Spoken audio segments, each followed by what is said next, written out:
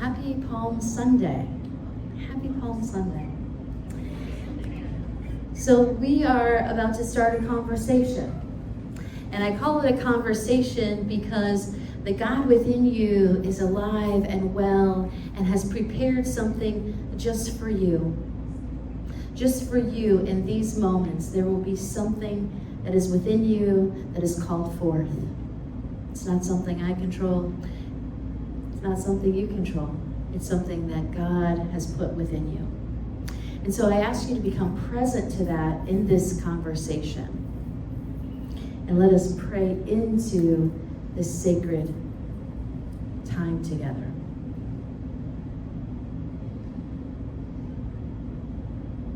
It is in this sacred space, in this sacred time, that we acknowledge our wholeness in divine mind, abundant source, and we lean into this beautiful power of wisdom. We know that each and every one of us has full access to Christ consciousness, always, in all ways. And so we claim our connection to it right here and right now. We ask that in this divine presence, all that needs to be said is said. All that needs to be heard is heard. So let us trust this joined journey of a unity community together, becoming fully present to love and to bask in that beautiful sense of loving one another and loving ourselves. And so it is. Amen. Well, good morning. Each and every one of you has a palm. I think we should wave it in the air like we just don't care. Now's your time, Tara.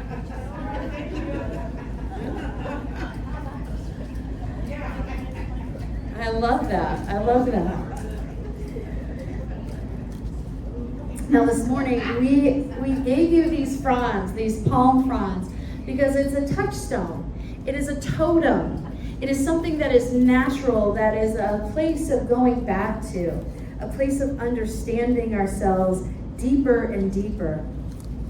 And I love the idea of this journey. We were here last year. Well, not actually here. Last year we were at your facility over.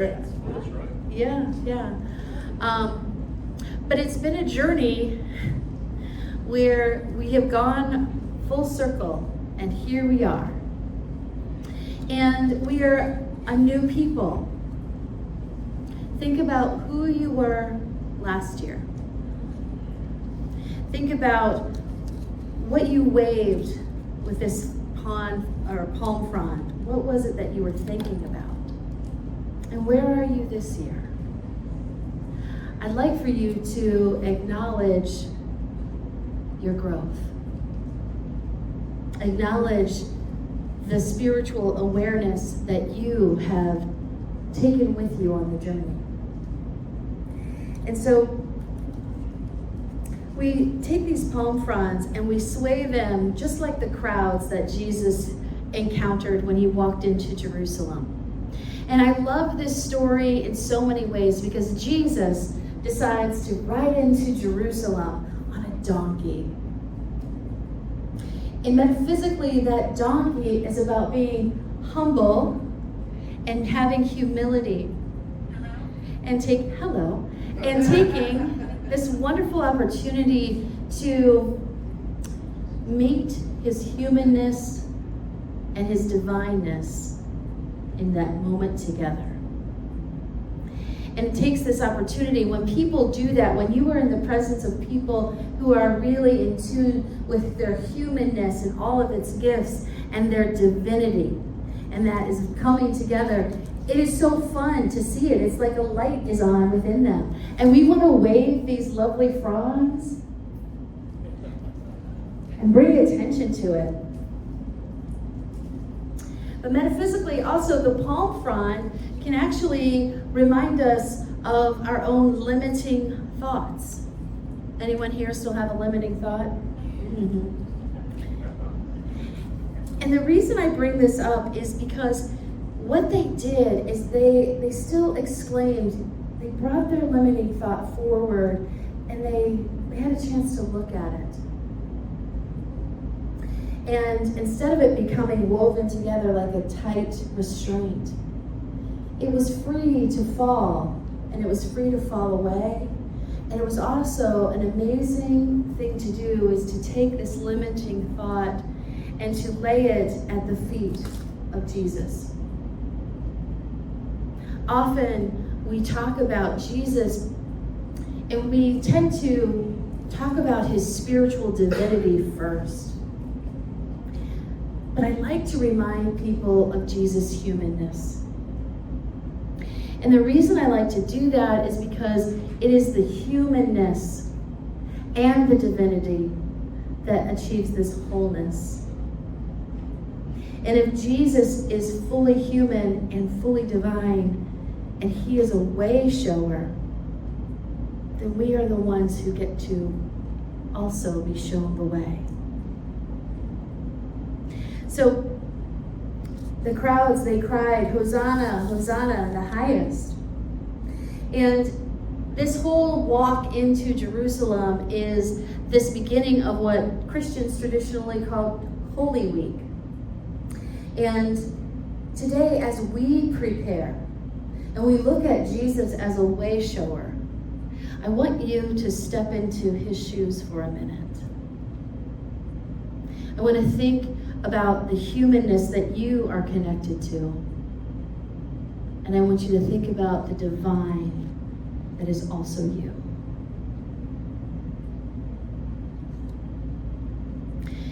This day is a day for us. It is a day for us to prepare a way within for deeper awakening. But how do we do that?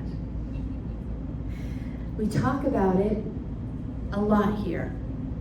And what happens here is that we are a unity community of love, of a beautiful sense of loving one another. And in order to do that fuller and fuller, it is our job, it is our work, it is our pleasure, it is our joy to connect with the divine within us and to show up as love in the world.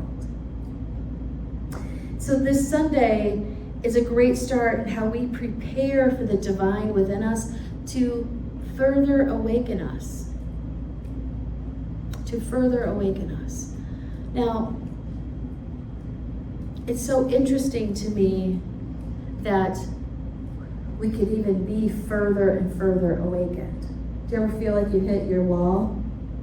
You're like, I don't know if I can do one more spiritual thing.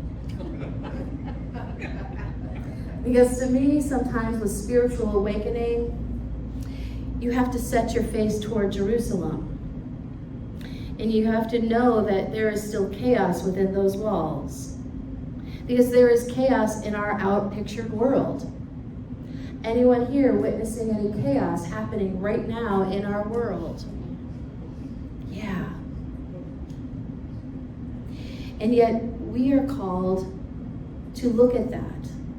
And to look at those limitations that are being represented. We're actually called to hold them up and look at them.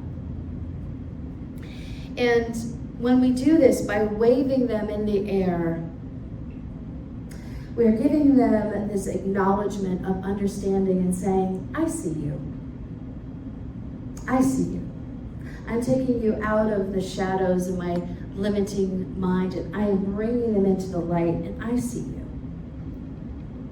And by acknowledging these limiting beliefs,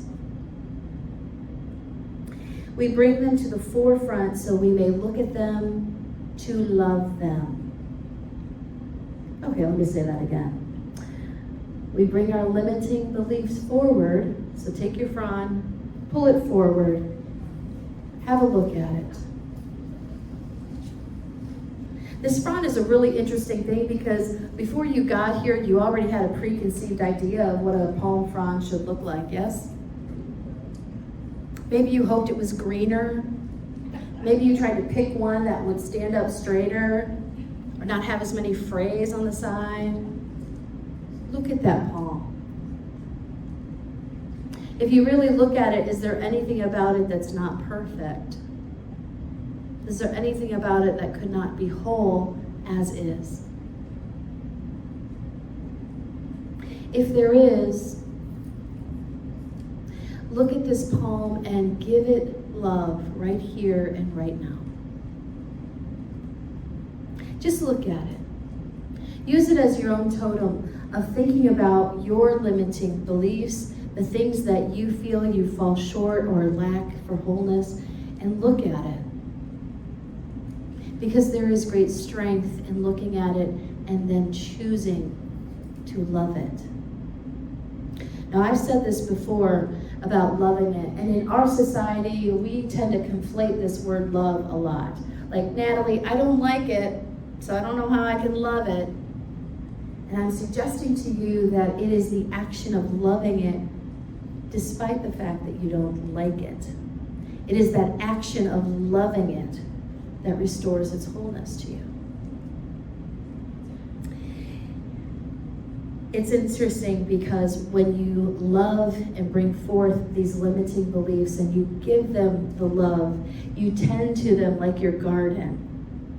When you love them, then the divine within you begins to transform them with you. You start to feel a transformation begin to happen. And this next thing that you do is that you can look at this frond and you can give it a voice. And that voice is cheering it on. Hosanna, Hosanna, Hosanna in the highest. Acknowledges the divinity within you. Let's say it together. Hosanna, Hosanna, Hosanna in the highest. Yeah. That is meant for you. That is meant for you.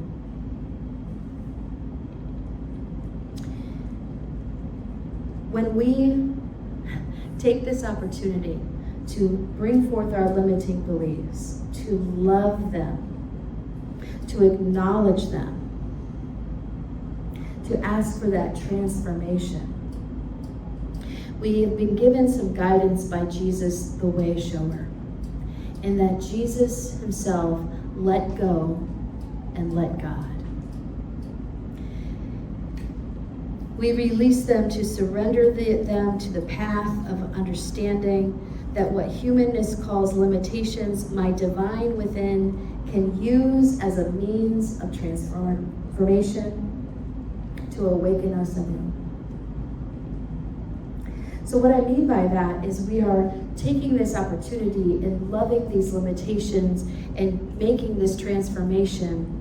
And we are coming together in this understanding that our humanness is also holy.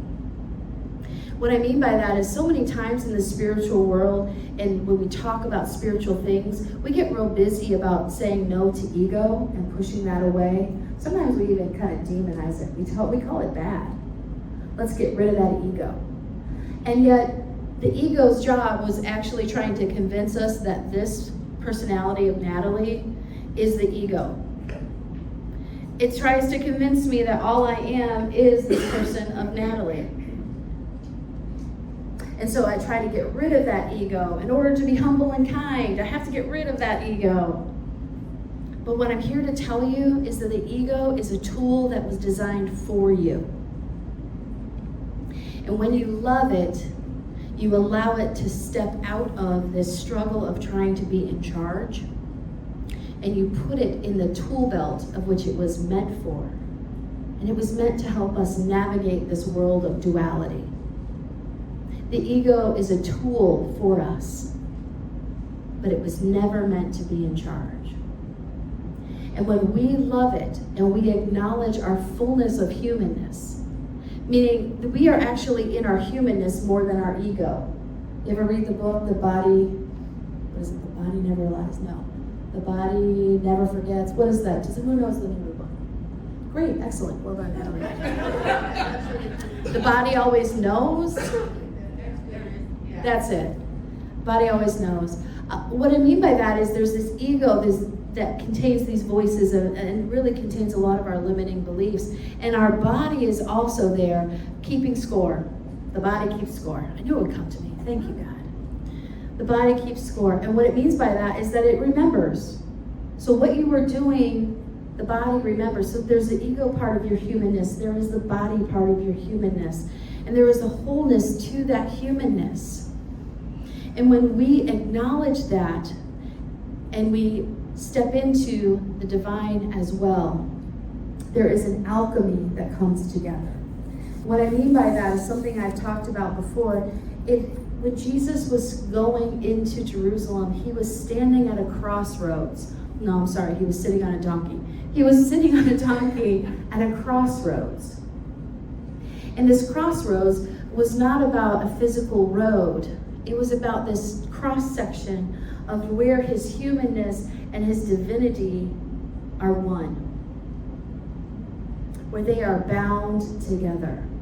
And I use this word kava.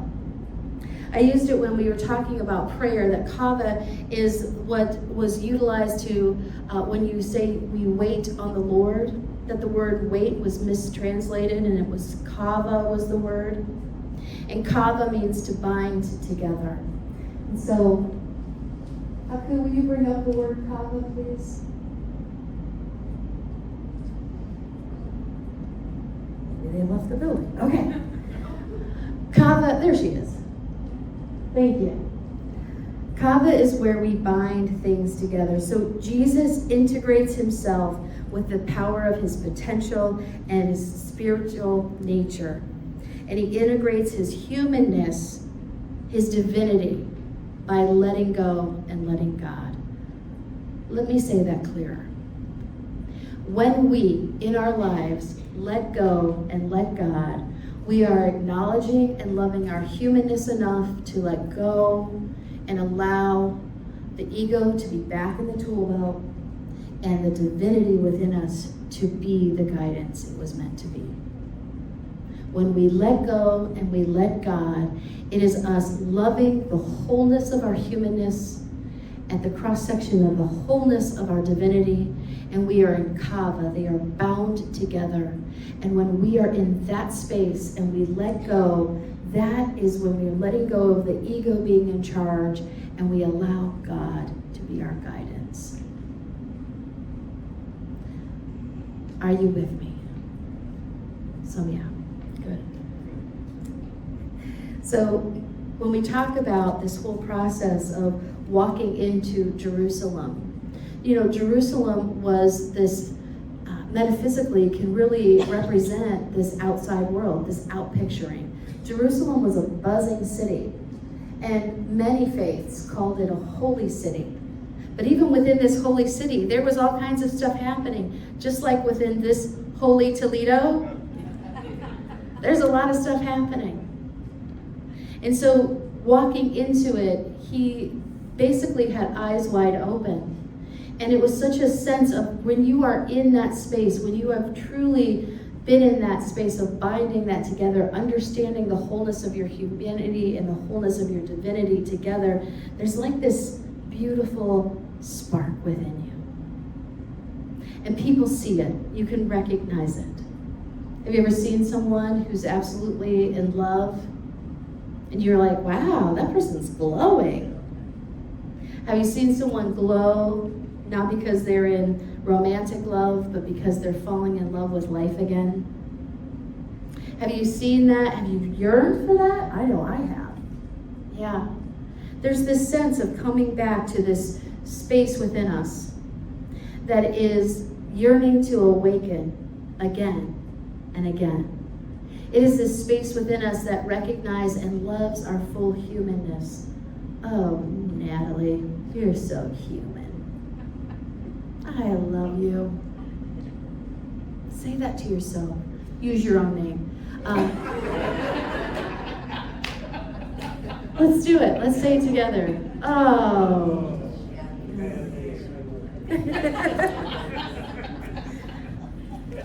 I love you so much. Yeah, let's say it again. Say your own name this time, Larry. Say your own name and say, oh, I love you so much. Yeah.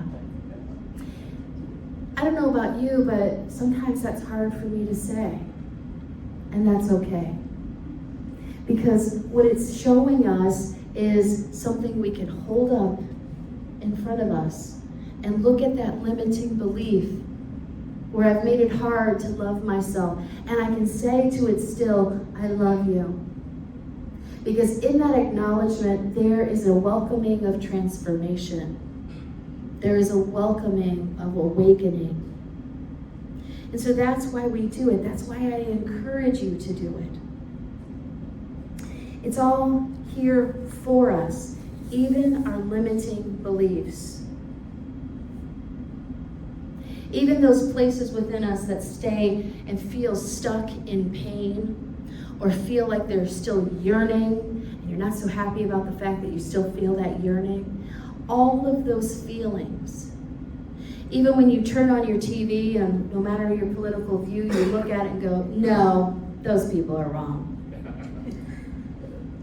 Even when you look out and you're driving to, I don't know, pick up a pizza, and you see homeless people holding up cardboard signs that are asking for money, and you think, where is the help for these people? Even there, even in those trials, even in those places within us where we look at someone, my favorite thing is, let's not make it about someone else. Let's look at ourselves and go, dang it, I did not do what I said I was going to do for myself. I get to love that part of me. I used to think I had to chastise it and be like, Natalie, do better. And like this drill sergeant in my head would go off, and I thought it would change behavior. I'm 50 now. It hasn't changed behavior. Turns out the most powerful way to change any behavior is to put it into the light and love it. To remind it of its divinity. And to remember that that limiting belief, that situation in front of us is meant for us. And every time we remember our divinity, Kava, we are bound together. We love our humanness and our divinity together. I mean, doesn't it make sense that's why we're here at all? That we've come here to understand a human condition and how to love it. How to love the human condition within us and outside of us. And so when Jesus rode that donkey into Jerusalem, he was not in for what we would call a good week. He was in for some of the most scary things we would ever face. Betrayal, death. Being seen by others as completely wrong. Having your reputation turn into being a criminal. All the hard work that you've done feels like it's gone in an instant. And in those moments, what he did for us as a way shower was he connected and let go and let God. At every moment, he was acknowledging his divinity. And at every moment where he understood his humanness and his divinity were his fullness of wholeness, therein was his access point to this Christ consciousness. Many people say, Natalie, you talk about us being the Christed ones, talk about this Christ consciousness. I have no idea what you're talking about. Congratulations, you're in the best place ever. Because what you need then is to simply love that humanness about you. Love the not knowing. And allow the alchemy of the God within you to come forward and transform it. And remember what I had said. I said this a couple weeks ago. Some of you may remember it. When you are receiving a prayer, you receive the prayer at the consciousness level that you are. So you receive it at your level of consciousness. All prayer is answered. You receive it at your level of consciousness. So I told this story about how this woman was lost in the woods. She was the next week she was sitting at her bridge table, and she was like, prayer does not exist, doesn't help a thing. And the woman's like, what are you talking about? She said, I prayed to get out of the woods. And the woman says, well, you're out of the woods. Surely it worked. And she was like, no, it absolutely didn't. Well, then how'd you get out of the woods? Well, a hunter came and found me and led me out. I love that story because so many times we sit and we do not understand that our prayer is being answered. And so we get very focused on, it still hasn't happened, still hasn't happened. And as long as our focus is it still hasn't happened, then you are not acknowledging that it is happening already for you. And so what's left to do but let go and let God? Because it is the ego mind that continues to look at what we do not have. The ego mind trying to be in charge. But we have the power of saying to that ego mind, you are but a tool in my belt. You are not in charge here. And I am going to let go, and I am going to let God be my guidance. And that is what Jesus did on Palm Sunday. And that is what we are called to do this Palm Sunday. Us, you and I. Jesus himself said we can do what he has done and more. It's so funny, we talk about this, the solar eclipse that's coming up. I was having a good conversation with someone this week where they were talking about, well, they had, someone in a different faith had said, well, this is supposed to be cataclysmic. It's supposed to be, something terrible could happen. And I thought to myself, and I shared it with this person, and together we kind of were like, yeah, this would be great. But the thoughts I had were, what if the cataclysmic event is that it breaks down the world that we have out pictured that prioritizes money? And it brought us to this beautiful place of prioritizing love. What would that look like? What if today you walked out of here, your only priority was to love? Could you ride the donkey into Jerusalem? Could you be love in those moments? I think this community has shown itself to say yes to that. I look at this community and I see so many people who have said yes to love over and over and over. And what if the solar flare is the straw that shifts everything? What if it is this idea that the more of us who really step into letting go and letting God, prioritizing love first, makes the total shift? Well, that, my friend, sounds like a really fun game to me. So let's start small. What I mean by that is let's start just today with what's in front of you. I want you to think about Palm Sunday as something that is here for you as you start this Holy Week. And I want you to take your fronds and I want you to take them home with you. And when you are feeling this stuck or this limiting belief, I want you to wave it in the air. Give it new energy. And have the audacity to say, Hosanna, Hosanna in the highest.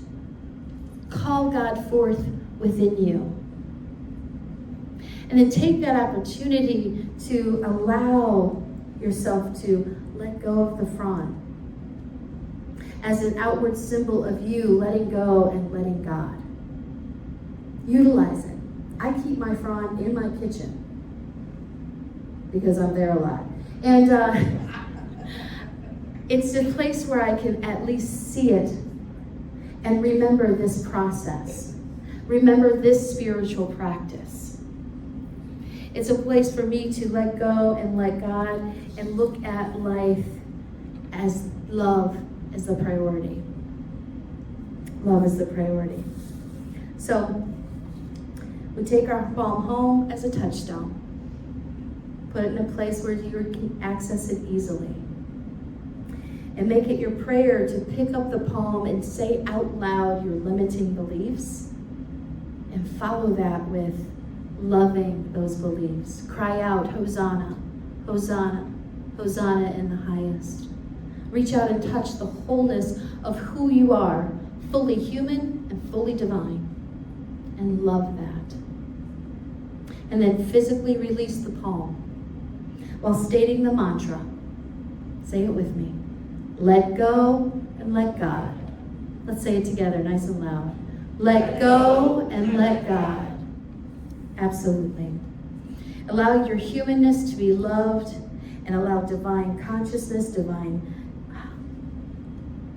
mind to come forward and lead you and give you that guidance. And I can't wait to see what shows up for you this week. I think some really crazy, great things are going to happen. I mean, that you might love yourself this week more than you ever have before. Imagine how free you would be if you loved yourself to that deep clip. Imagine how good it would feel to know that you wake up and you feel love because you have generated it and you have acknowledged it within you. It might help you look at that partner in your life who's chewing his cereal really loud and love him. It may help you to go into a gas station and pay for your coffee and give some love to that clerk behind the desk. It may help you look at your child and say, all out picturing is not what I expected, but I know love will lead our way. I know this is happening for us. Love will lead our way. And I'm going to commit to prioritizing love. I love in the reading when it says Jesus, and I'm just going to be quick about this, but I love when he talks about letting go of others' approval, of worry, of fear, of needing to be seen as right. Love ourselves. Those things will drift away. Love ourselves as the priority. So Palm Sunday is here for you. It is to prepare your path for awakening. This week is your holy week. It is your time to call forth and understand your own humanness and divinity and where they are bound together. So, one more time. Let's, let me get mine here. Let us wave our palms in the air and let us say this mantra together. Let go and let God. Let go and let God. Let go and let God. We'll see you right back here next week.